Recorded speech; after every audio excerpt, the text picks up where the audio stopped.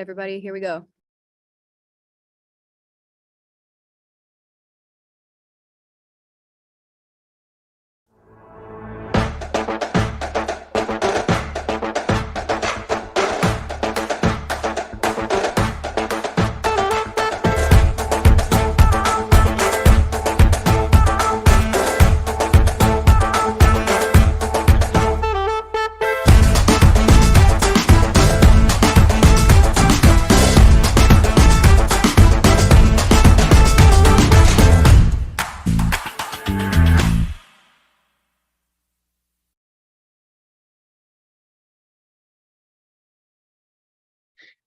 Hello, everyone. Welcome to a very special competition today held in collaboration between Chicago Innovation and TechRise by P33. My name is Luke Tannen. I'm the president and CEO of Chicago Innovation, and I will be your host for today's very exciting competition. At Chicago Innovation, for those of you who don't know, our mission is to educate, connect, and celebrate innovators, but innovators of all types in the Chicago region. And it's for this reason that we have partnered today with TechRise, a multi-stakeholder initiative designed to elevate and support our city's underrepresented founders by helping them access the resources that they need most, funding, networks, and knowledge. And as many of you may know, TechRise runs a virtual pitch competition each week, which I just think is phenomenal, where 3 to 5 ideas to pre-seed stage entrepreneurs pitch their businesses to a panel of VC judges for a chance to win a non-dilutive prize. And today we'll be using this format to run our pitch competition exclusive for female entrepreneurs in Chicago Innovation's community. There's 5 incredible female founders who will be pitching for the opportunity to win $25,000 in funding today, which is just phenomenal. We think it's super exciting. We're really looking forward to supporting them. And you know, by giving your time, your resources, your network to these founders, we're able to show that Chicago truly is and can be their friends and family support as they go on to build and raise money for their companies. Through our Innovation is for Everyone vision, which is our vision statement, we've been proud to support female entrepreneurs for a very long time. We look forward to supporting even more connections and successes in the years ahead. So what I'd like to do now is introduce our judges. First, we have Maria Pope, Venture Programs and Community Manager at Republic. So if you want to come off and show yourself as I introduce you. Hello, Maria. Republic allows both accredited and non-accredited investors to meet entrepreneurs and access high-growth potential deals across a range of private markets. Previously, Maria was Programs Manager at Black Girl Ventures, and she's also a Texas A&M alumni with a BS in Business and Economics. So thank you for being here, Maria. Next up is my pal, Andy Zopp. Andy, why don't you come and say hello to everyone? Thank you for being here, Andy. She's the managing partner of Cleveland Avenue's CAS US initiative. And Andy leads the organization's work investing in and developing minority and women-led entrepreneurs and their companies. And Andy has a ton of experience in a whole range of areas: banking, consumer products, retail, regulated industries, human capital, crisis and risk management, government and community relations. We like to describe Andy as an ageless innovator. She's always reinventing herself. And on top of that, what I'm most proud of is that we get to claim Andy as a Chicago Innovation board member. And you'll also see her on November 16th as the co-host of this year's Chicago Innovation Awards. So Andy, thank you for being with us today. And then lastly, we also have Stephen Shaw, who's the Community Engagement Director at Verizon, which is one of TechRise's co-founders. And at Verizon, Stephen develops partnerships and funds initiatives that promote STEM education, small biz development, and entrepreneurship. So Stephen, thank you for being a judge today. Now, the moment we've been waiting for to kick things off, I'm going to begin introducing our startups. We'll go one at a time. First one is Sarah-Eva Marchese with Floracracy. So please welcome Sarah-Eva.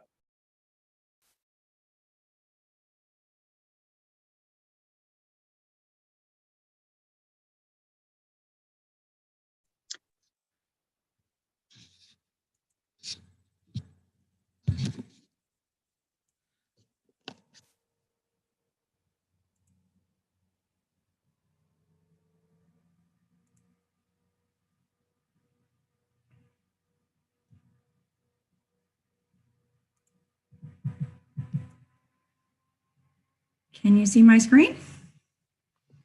Looks good. Okay, thank you.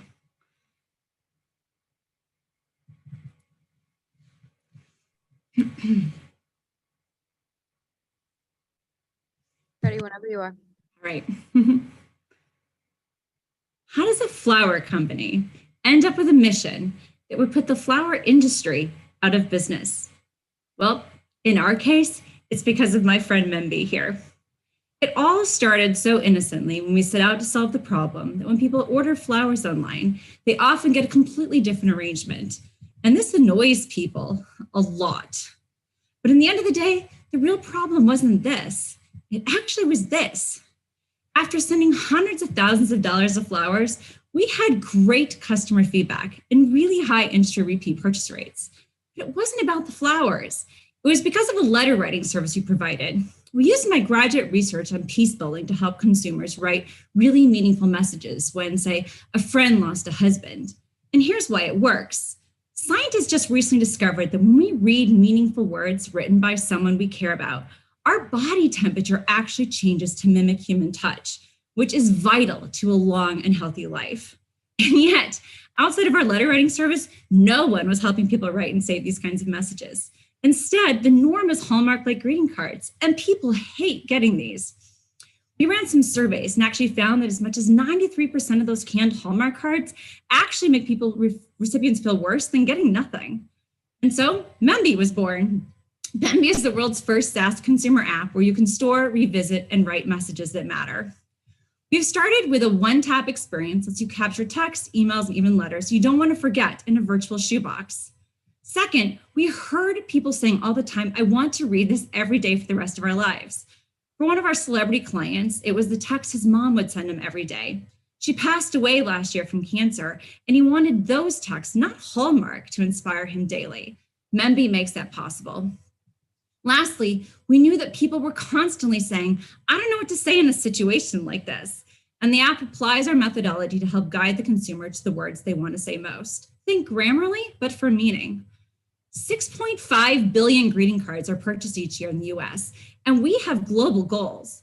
Further, in the next 2 years, 2/3 of millennials are expected to become new greeting card consumers as they buy their first home. That's an untapped additional $1.5 billion market, and will be ideally positioned for the opportunity. Floracracy will continue to be a great go-to-market channel for this high growth, recurring revenue SaaS margins model. We'll kick off with a waitlist with celebrities like Christina Perry and football and baseball athletes via our partnership with CA Sports. These deals are already in place as we've been providing them with flowers this last year. After we get Memby's alpha done, it'll be integrated into our current model with 1,000 users added that day. Lastly, we've proven there's a strong B2B model too, as businesses want to create more meaningful relationships with customers and employees. This last year, we executed one of the largest omni-channel partnerships in Bobbi Brown Cosmetics history. I can't share the metrics, but I can say we blew it out of the water. For B2B, we're working on a pilot project with one of the largest chains of senior care facilities in the US, offering Memby in their packages. This gives us a clear path to 500,000 in ARR and full profitability. If we receive the honor of winning this money, we'd use the funds to finish building the alpha of Memby, expand our affiliate program, and begin our digital marketing campaign. I've built this company with my husband. Along with building our algorithms and strategy, I run partnerships. My husband is the attorney and developer. But this picture doesn't tell the full story. Here I am, 6 centimeters dilated with our third baby, dressed in a hazmat suit. I finished the last order of the day and had a meeting with the now CTO of Chief. As parents of 3 girls, we're fighting for a world where they'll know that this is what investor-backed founders can look like. And we're doing that by building technology that lets people live longer, healthier lives. Because science shows that this isn't going to make you live longer, but this actually is. Thank you. Sarah-Eva, excellent job, wonderful presentation. You kept it perfectly within our 4-minute time frame. Well done. So now let's bring up our judges to ask you some of their questions. So if Maria, Andy, yep, go right ahead, Andy. I'll start. Oh, sorry, I turned on my mic and turned off my camera. Sorry. So can you just, it was a little unclear to me, how did the Memby writes the notes, or Memby writes the notes and then people write them and then people can take them and put them into a note card? I wasn't sure how the Memby actually will work once it's up and running. Yeah, that's an excellent question. So what we found as we were testing this and using this in our gifting service when it came to flowers was that most people think they have no idea what to say, when the reality is they actually do. They just don't realize they have the words. So we developed a proprietary system that largely relies on questions. And by triggering the right kind of questions and asking the right thwant people can actually write these answers themselves. And that's one of the most powerful things. People don't want to hear what somebody else thinks they should say. We would do it they want to hear the individual's words themselves. So Memby, when it comes to the writing portion of it, leverages this prompt built and then helps them actually write the message themselves, which mostly our goal is to deliver that in a digital format, but there would also be options of having it printed and sent as well, because there is power in receiving a physical product, and we've seen that in our own existing company today. Got it. Thank you. So Sarah-Eva, so you described this model. You have both a B2B and a B2C model. So I can see how the B2C model works because you help consumers actually write the cards that you were just describing. How does the B2B piece of this work again? Well, if you look at research around gifting in business, just like on the consumer side, studies show that individuals in the business community value personal messages from their coworkers, from business partners, more than any other gift. It's one of the most effective ways that helps people remember the gift more, and they're more likely in the future to want to work with somebody again. So there's the component in helping businesses and individuals in a business setting actually improve their writing communication as they're trying to build more meaningful collaborations with individuals.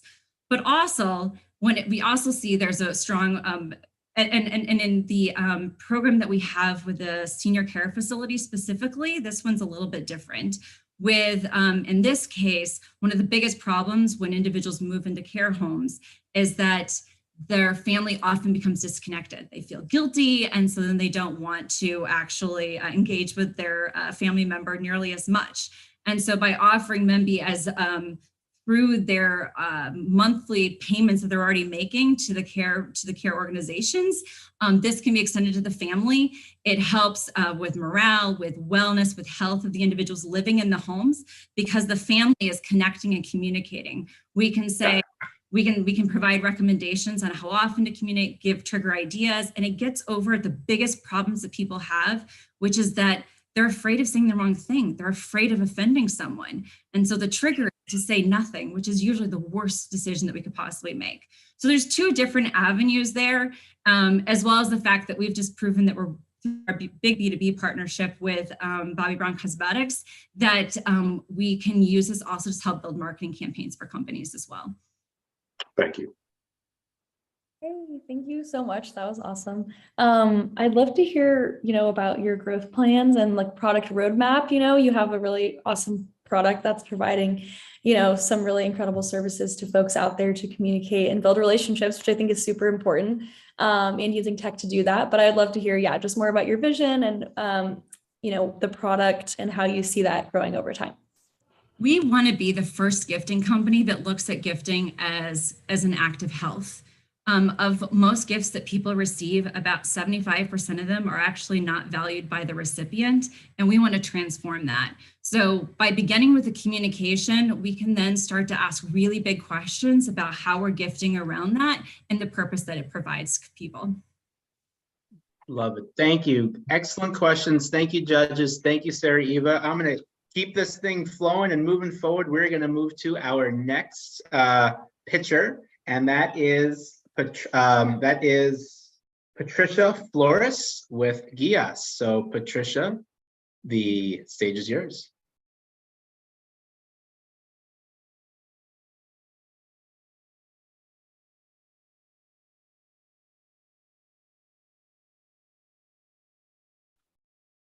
Okay, I'm just setting my own timer as well, just in case for some reason I can't see it on the screen. Let me go ahead and put up my pitch.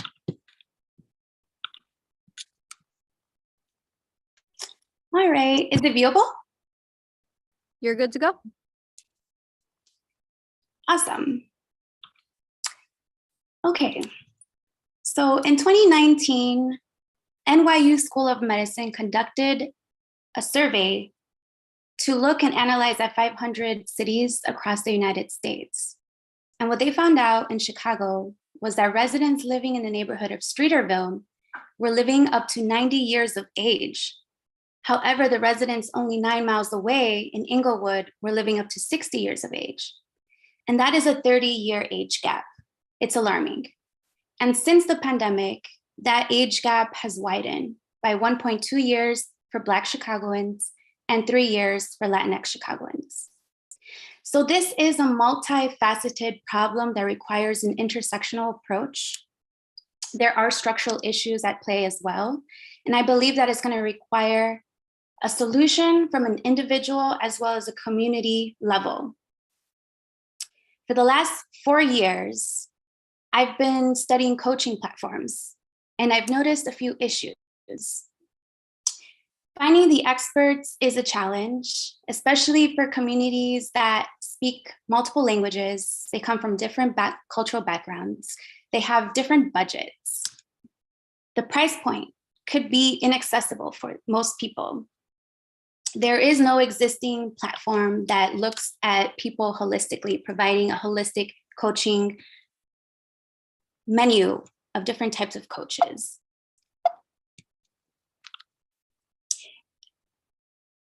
And there's no data tracking to show the progress that you're making if you join one of these coaching platforms.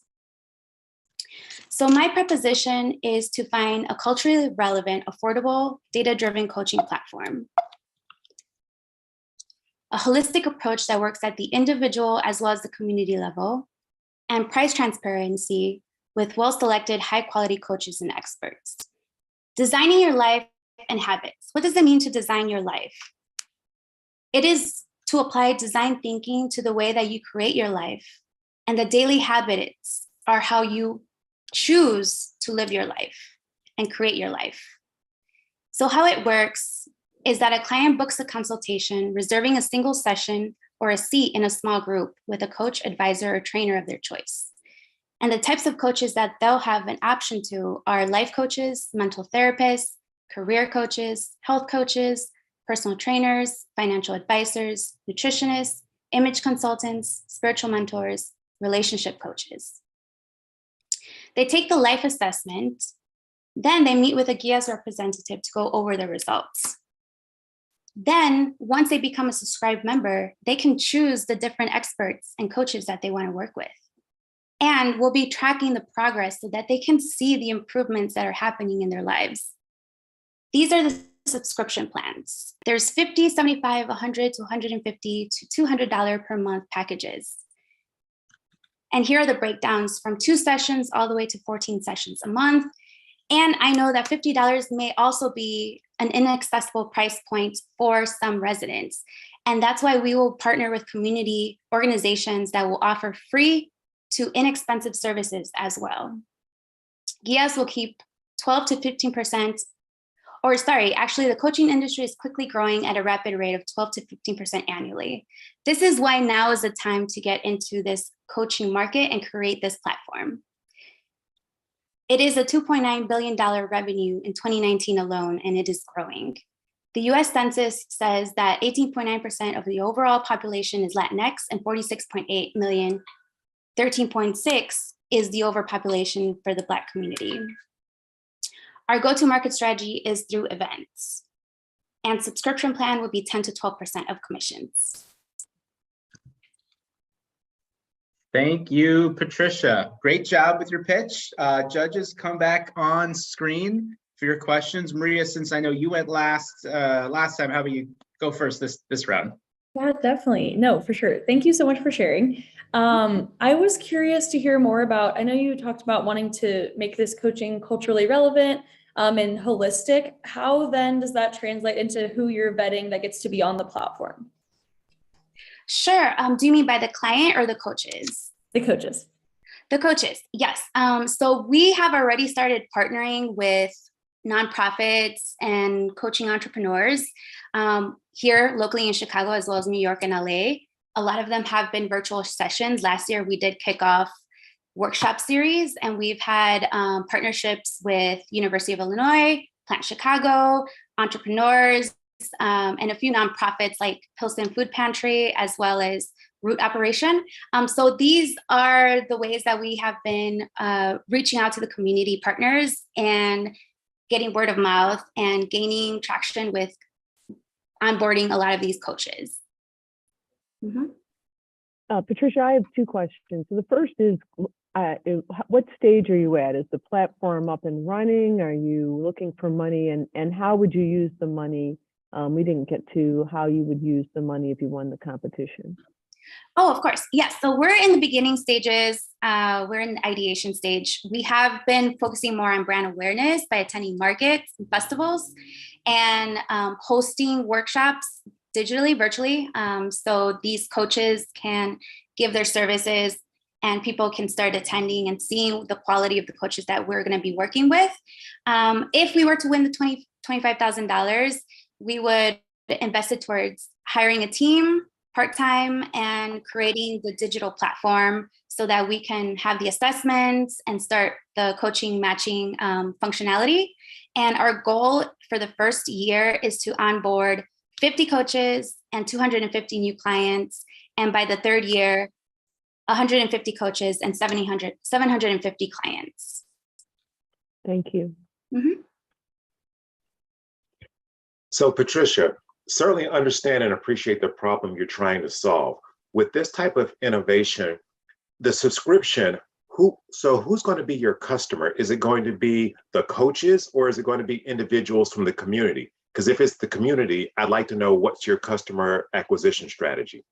Yes, so it's going to be a managed marketplace. We are going to be working both with other businesses as well as the clients. The clients are going to be residents of these communities.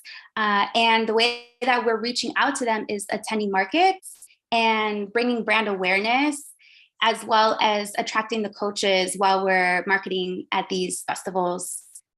But yes, the demographic that we're currently focusing on right now are millennial women, Latinx and Black women that are millennials. And eventually we want to get to the level of ClassPass and BetterUp, which are two model organizations that we've been following.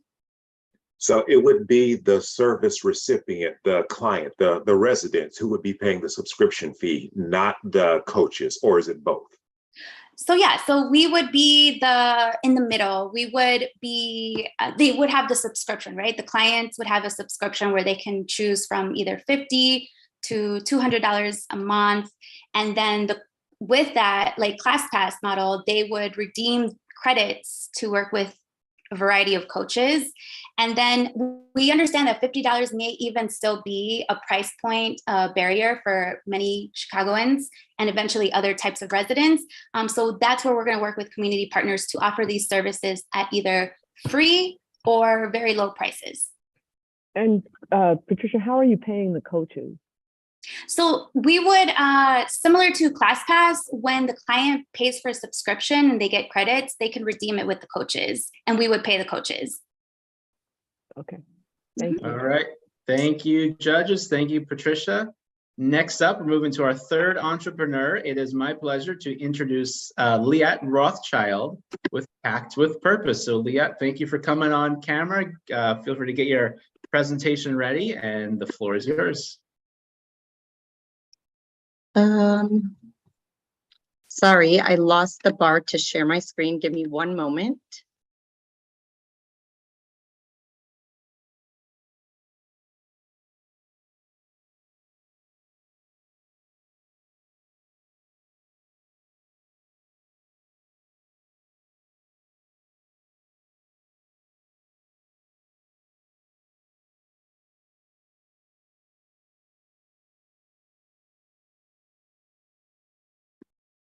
All right. Hello, I'm Leeatt Rothschild, the founder and CEO of Packed with Purpose.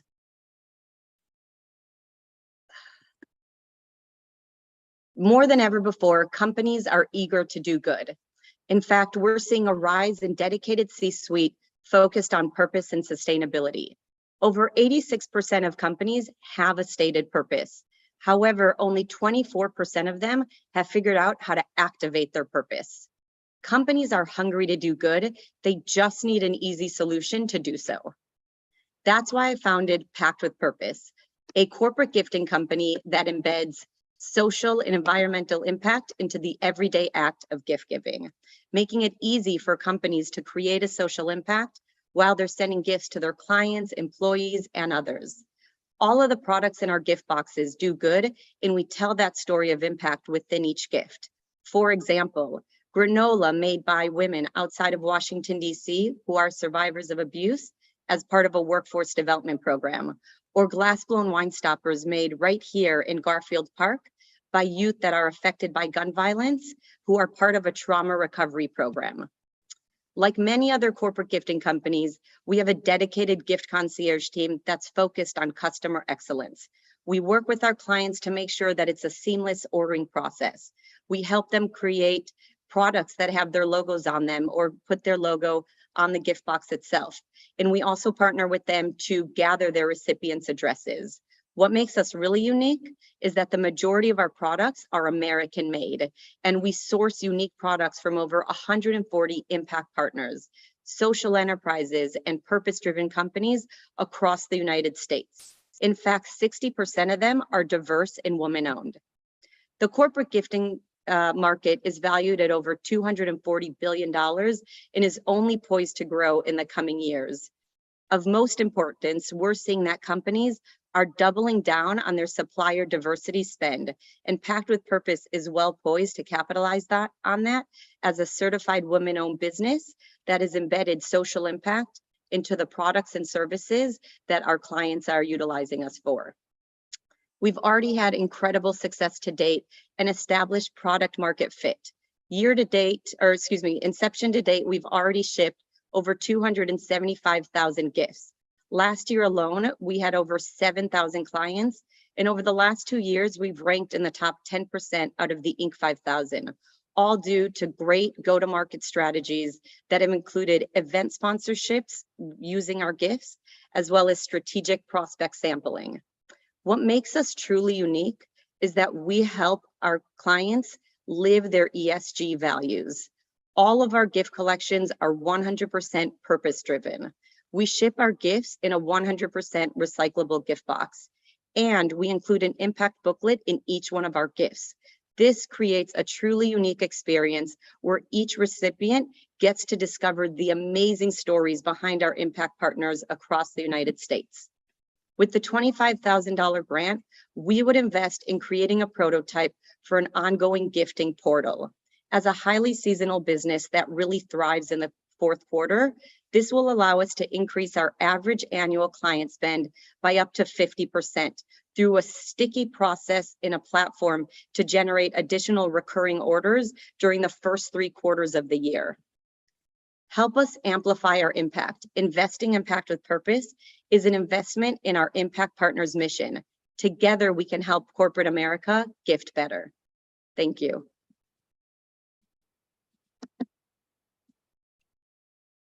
And thank you, Leeatt. Great presentation. All right, judges, I see you're coming back on screen. How about Stephen? You want to ask the first question? Sure. Thank you, Leeatt.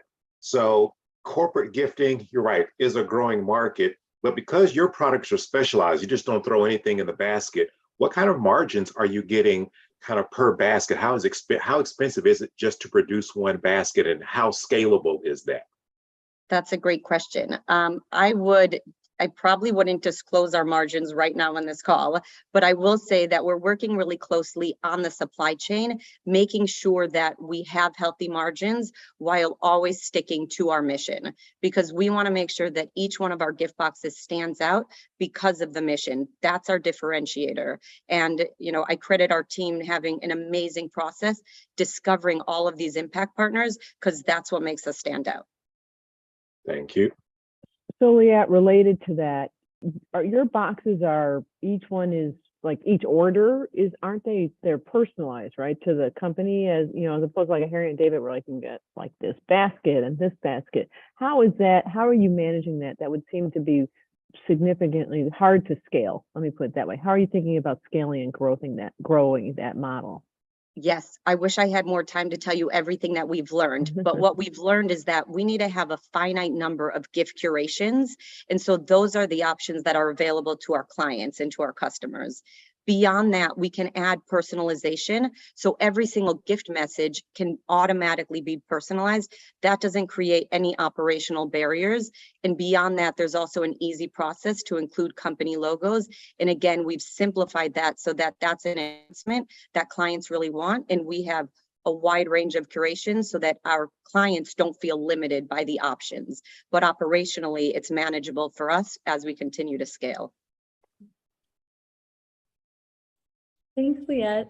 Yeah, that was really wonderful. I'm curious, there are similar, so I know you have the competitive landscape slide, but I have seen, similar corporate gifting companies with the same ESG lens as well. So when it comes to competitors that also have the specific social good, purpose baked into their corporate gifting, like what would you say then is your competitive moat?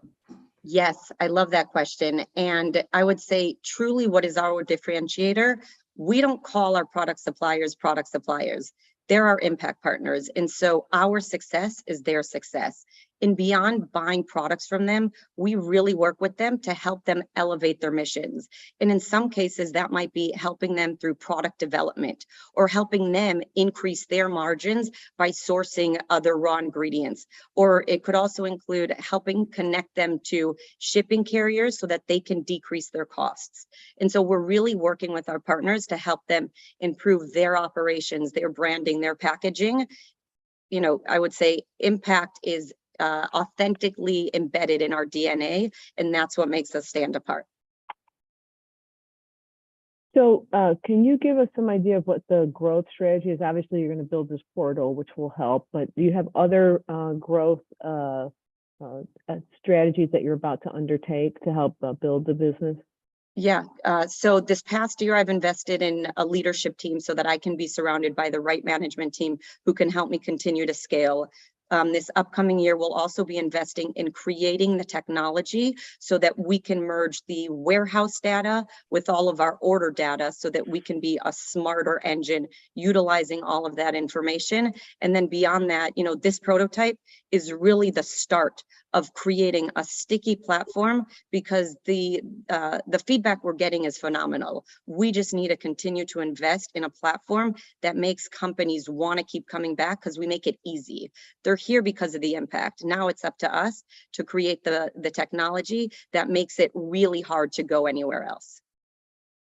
Terrific. Thank you, Leeatt. Wonderful job. Thank you to our judges.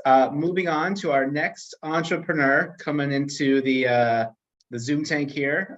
Let me introduce Hilary Pham with Equability. So Hilary, if you can turn your screen on and get your presentation screen set, we'll be ready to go. Perfect.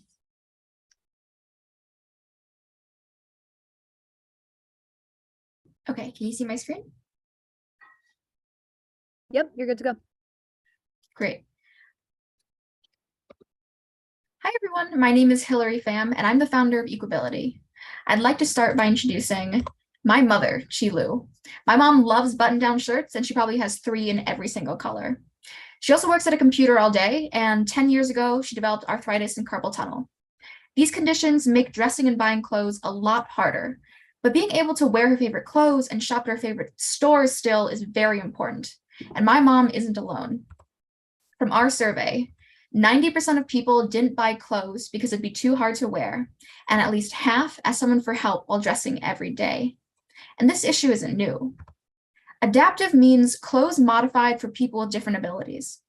This year, the global market is worth $315 billion, and the US picks up about $50 billion. There are 64 million Americans with a disability, and our market includes people with dexterity, mobility, and other self-care difficulties. We began because we want to build a world where everyone can wear what they want.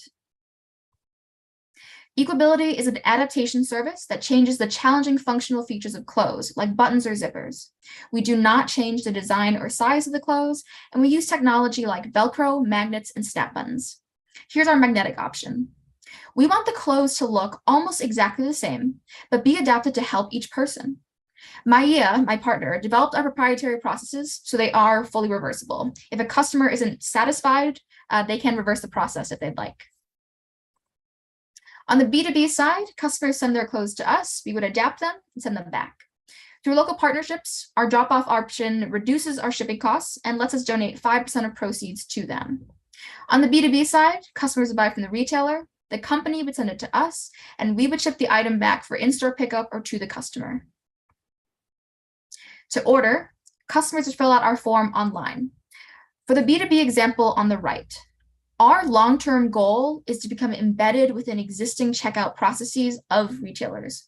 We want to be a third shipping option and offer a seamless buying experience. This is for clothing companies who are missing out on this huge market and want a third-party solution. Currently, there are non-adaptive retailers with a wide variety of clothes.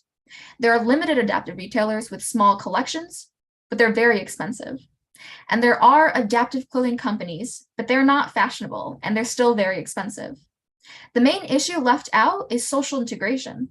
People with different abilities have to shop in limited sections and are still being treated as other.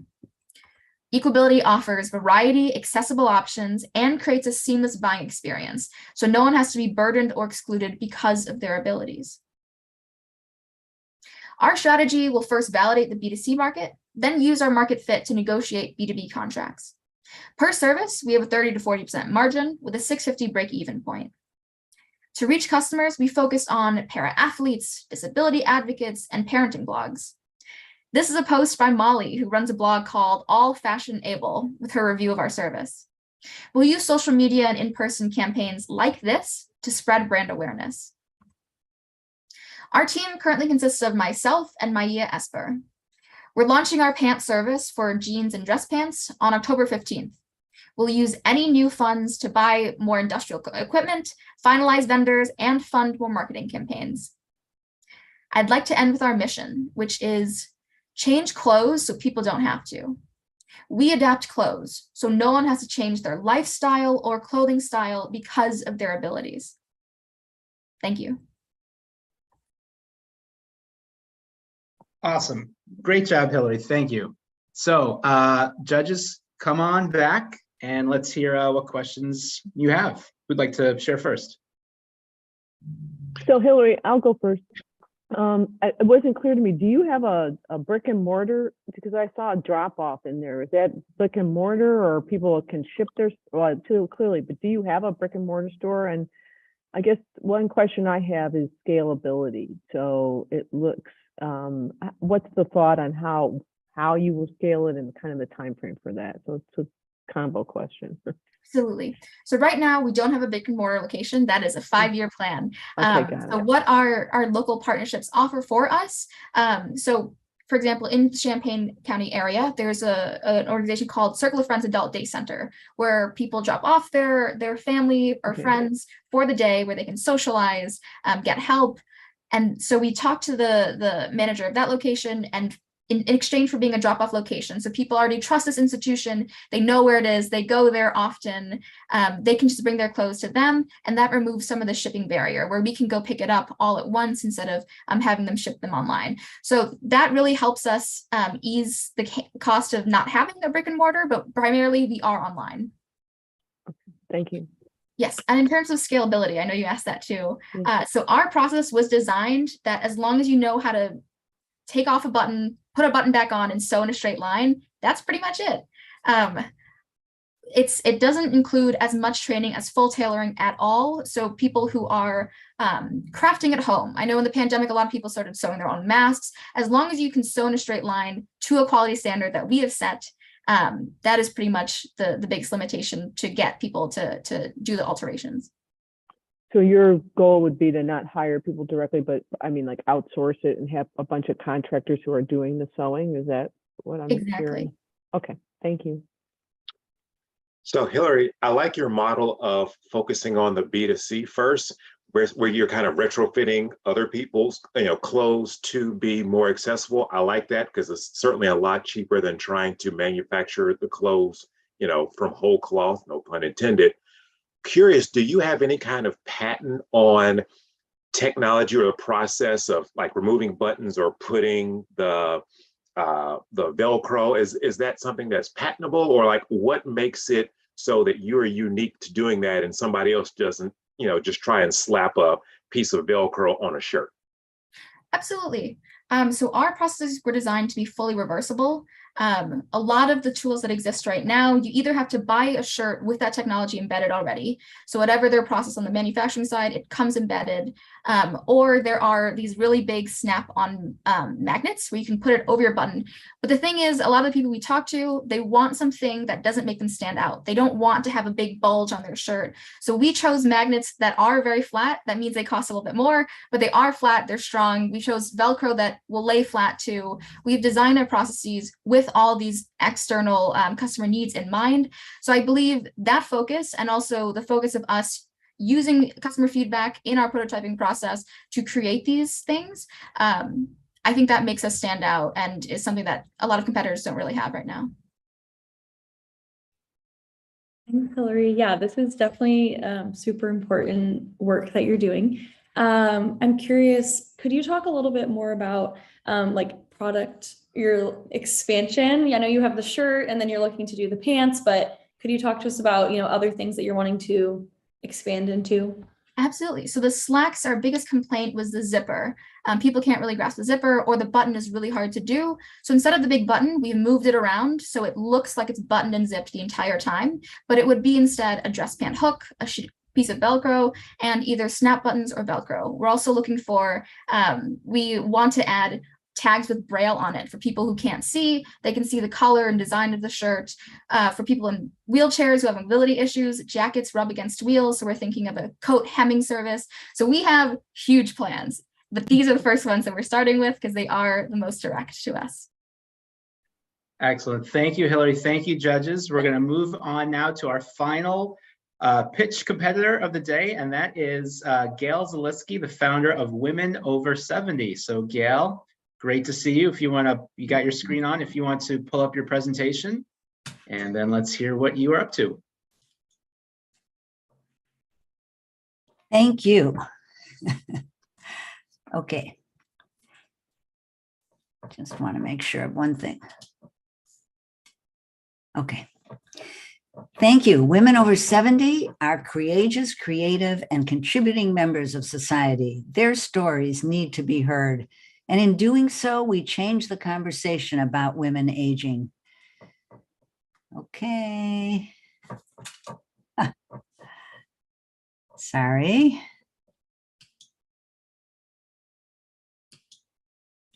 Oh.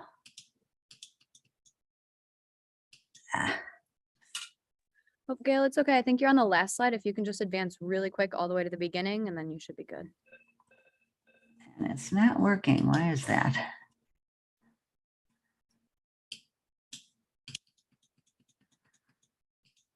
Thank you. So sorry. Okay. Women over 70 are courageous, creative, and contributing members of society. Their stories need to be heard. In doing so, we change the conversation about women aging. The problem is that our society is ageist. It discounts our contributions, spending power, and active lifestyles. It makes fun of our aging bodies and depicts us as caricatures. Age discrimination exists in the workplace and persists in advertising. So what's the solution? When we reimagine aging through our podcast interviews and monthly programming, we shatter the myth that women become irrelevant as they age. The stories of these vital women, 70 to 100 plus, defy stereotypes, debunk ageism, and change how society views us. What started out as a podcast only is now a community that inspires and educates women of all ages and empowers women over 70. Each of these 4 pillars is a revenue source that will attract sponsors and advertisers. American women 50 plus are healthier, wealthier, and more active than any generation of women in history, and responsible for over half of consumer spending. The graying of the population is why sponsors and advertisers must pay attention. Yet, only 5 to 10% of marketing budgets go towards winning women over. 44% of podcast listeners are women. As women over 70, Aging Reimagined grows, advertisers will allocate more of their spend with us. Since our launch in 2019, we've recorded 200 episodes. The podcast is our marketing tool. It feeds downloads, recruits members, and engages our Facebook community. We will end this year with over 150,000 downloads and project 1.3 million by 2026. A thriving membership means more downloads, and we will continue to grow because the population of women over 70 is growing. If we do this right, we have endless opportunities to become the most powerful force women over 70 is meant to be. And yes, we have competition from other podcasts in general to podcasts and organizations that cater to women. We're unique because we are the only multi-platform podcast co-founded by post-70-year-old women who are solely dedicated to lifting up women 70 to 100 plus. 25,000 will help meet our projections. We'll use it to manage our growth and build a robust membership platform with expanded website capabilities, enhanced technology, deeper data analytics, and increased social media. Our team has vision. We've proven ourselves in other ventures. Catherine's been immersed in women's issues for over 50 years. Gail has grown 3 innovative multi-million-dollar companies, and Christine is the glue that holds us together. So I ask you, do you want to exist in a world where older women are devalued and made fun of? The world will be different because women over 70 worldwide will be revered and invited to share their stories, which inspire and give hope to future generations of women. This recorded library of interviews will live on, and Aging Reimagined Circle members will influence the anti-ageism movement, public policy, and scholarly research. The world needs us. We are women. Hear us roar. Thank you. Thank you, Gail. Great work, great presentation. Let's turn it over to our judges. Maria, why don't you go first? Share your question with Gail. Yeah, Gail, thank you. That was a great presentation. I'm just curious to hear more about your business model. Is there a membership fee to join, or are you asking more for sponsorships for the podcast, or what does the business model and path to profitability look like? Right. So there is a $150 fee to join Aging Reimagined Circle. And that is where we see a huge profit coming from down the road. We also need sponsors and advertisers in order to grow. And yeah, so did I answer your question? Thank you. Go ahead, Stephen. I'll go after you. You go. All right. Thanks, Andy. So Gail, you mentioned that you would use the winnings to grow your community. Can you dig in a little bit more about, so would you plan to do some sponsored events? Would you, partner with other organizations? Would it be social media? How would you use the funding to grow the community? Right. So right now we know that we need a membership platform so that we can handle the members that we're getting. And Catherine and I are invited to speak all the time to other organizations, and we do presentations on aging issues. And we get people to talk about it. Our whole goal is to enter into conversation and hear the stories of others. So it's always interactive. And please ask your question again, Stephen. Oh, you're answering it. It was more around would it be through using the funds to do some direct marketing campaigns? Would it be hosting events where you can get some of your targeted women, kind of convening them? So it would be more like, what would be the method that you would use to grow your customer base? Right. It's all of the above. We hope to host live events. We want to have retreats. We want to, but first we've got to get our membership base going really well. So Gail, circling back on the membership fee, you said the $150 fee, is that like a one-time fee? Is it a subscription? So it's an annual subscription, or so it's recurring? We call the Aging Reimagined Circle our membership sustaining fund. And we invite women to become members at $150 a year. So far, we only started this about a year and a half ago. So that's how much we charge. We also ask for donations, and those are coming in slowly, but we're hoping they'll also grow. So you're a 501c3, or you're going to be, or whatever? We are not. Okay. We're an LLC. LLC. Okay. Yeah. And then the advertising piece then is you're looking basically to a pathway to monetize the podcast. Is that what I'm hearing? Yes, we believe that we can get platinum sponsor for the entire podcast and program, and then each part of the program will have other sponsors. Okay. Mm-hmm. All right. But you still haven't built out the advertising revenue plan yet. Right now you're focused on we have not. You're focused on membership first, and then, which makes sense, build the membership and then go seek the funding for advertising. Right, exactly. Okay, yes. Thank you. Thank you. Okay, great. Well, Gail, we're just right about time. So I want to thank you for your presentation. Thank you, judges. Mm-hmm. So right now, all you listeners out there, the judges are going to deliberate. They are tasked with the tough challenge of picking one winner from those great presenters. And while they're deliberating, it is my pleasure to welcome to the stage today's guest speaker, which is Pham Kuczmarski. He's the president of Kuczmarski Innovation and co-founder of Chicago Innovation. I personally have the pleasure of having worked with Pham every single day for the last 12 years. So it is fun that I get to interview him, because Pham, in those 12 years, we've certainly had lots of conversations. I've asked you for lots of advice and help. I don't know if I've ever interviewed you before. So this is, I think, my first interview of Pham. Pham also teaches at Northwestern's Kellogg School of Management. He's written 8 books on innovation and leadership. So thank you for joining us, Pham. Thanks, Luke. Great to be with you. So I got to say, Pham, it's a good thing you and I are not the judges, because if we were, I think we'd give everyone $25,000, because they were all fantastic. I think so too. Yep. I think you're right. Yep. So while the judges are meeting, I want to ask you a couple questions. So first is, related to Chicago Innovation, as you and I both know, now it's was ask everybody to please ended our events and programs last year, but it all started with you 21 years ago. What inspired you to start this thing that hadn't been created yet, called the Chicago Innovation Awards?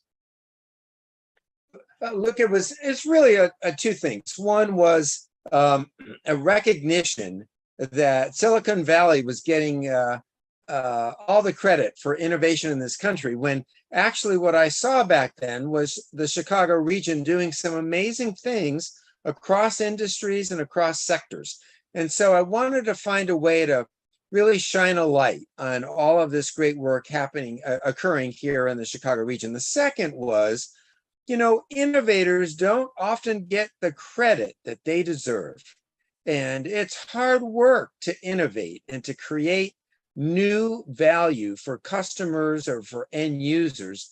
And so I wanted to make sure there was a special way to recognize those people. And that was the beginning of the Chicago Innovation Awards. Yep, love it. And I think the Chicago Innovation Awards does that today. Events like today with TechRise recognizing and awarding capital to innovators is another great example of that. As you think about the future, Chicago Innovation to educate, celebrate, support, connect innovators. As Chicago is always trying to get to that next level, and us being one of the catalysts for that. What makes you most excited about Chicago's future? The thing that makes me most excited, Luke, really is the incredible number and quality of innovators in the Chicago region. This year, just last month, we ended up getting 365 nominees for the Chicago Innovation Awards. Those are big companies, small companies, nonprofits, the arts, government, education, I mean, it's just so inclusive. And of those 365 nominees, their innovations alone generated $6.2 billion in revenues this past year. And I think what's so exciting is that they created over 11,000 new jobs. So you're able to see year after year the impact of innovation on growing the economy. And you know, Chicago is one of the most diverse economies in the country, with no industry representing more than 14% of the workforce. And so there's always opportunities that are occurring across all of these. But the last thing I want to mention is that, you know, you take, for example, this past year, we saw a huge increase in the number of nominees in that are combating climate change, that are really focused on ways in which we can impact this in a positive way. And so it's always changing. And that's what I think is so exciting. Yep. And Tom, I'm not going to ask you which one's your favorite of the 365 nominees, because I know you can't just pick one. You'll have 100 you'll want to rattle off, and it speaks to that amazing breadth of innovation that we see each year. But I will ask you a different question. Go ahead. Yeah, I was just going to say, but Luke, you said 100. Well, actually now there are the top 100 listed on the Chicago Innovation Awards website.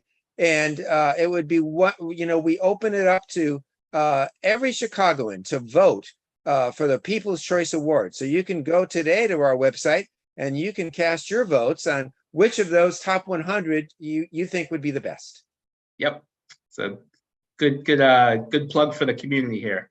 Now, I want to ask you about the topic of cultures of innovation, because arguably those top 100 and lots of the winners we've had are innovative because they have cultures that foster innovation. So, you know, through your books, through your consulting, through your teaching, you talk about this topic. But, you know, what does that mean? And how do you think the average person can take part in creating and or leading a culture of innovation? Sure. Well, the average person is not average, because I really believe that every single individual within an organization, whether you have 5 employees or 10 employees, or if you have 50,000 or 300,000 employees, it doesn't matter, because every individual works within a function or a department or a sector or a business, and it can really have an impact. And the impact is done by being open, optimistic, and willing to take a risk, and ultimately find new ways to solve problems that exist with customers, consumers, and end users. And if you're a good problem solver, then that means you're going to be a good innovator. And as long as you embrace that and include people, I think that can be really key. You know, one of my books is called Lifting People Up, and I use the mnemonic device of lift up, LIFTUP, as the way to really signal what an individual can do. And it really starts with the L, listen. It's listening to your customer, it's listening to employees. It's the I of include, including people of all types. It's the F, free, giving people the freedom to be creative. It's the T, but you need to trust them and trust the quality of the team. The U stands for use rewards to help reinforce the values and the culture.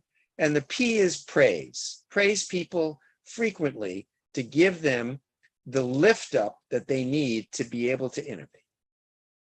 Terrific, love that. I want to build on the I and lift up, the include piece for this next question. So as we both know, Chicago Innovation's vision statement is innovation is for everyone, because we do believe so strongly in including everyone in this innovation community. So here we are today, giving out $25,000 to some amazing female entrepreneurs in partnership with TechRise.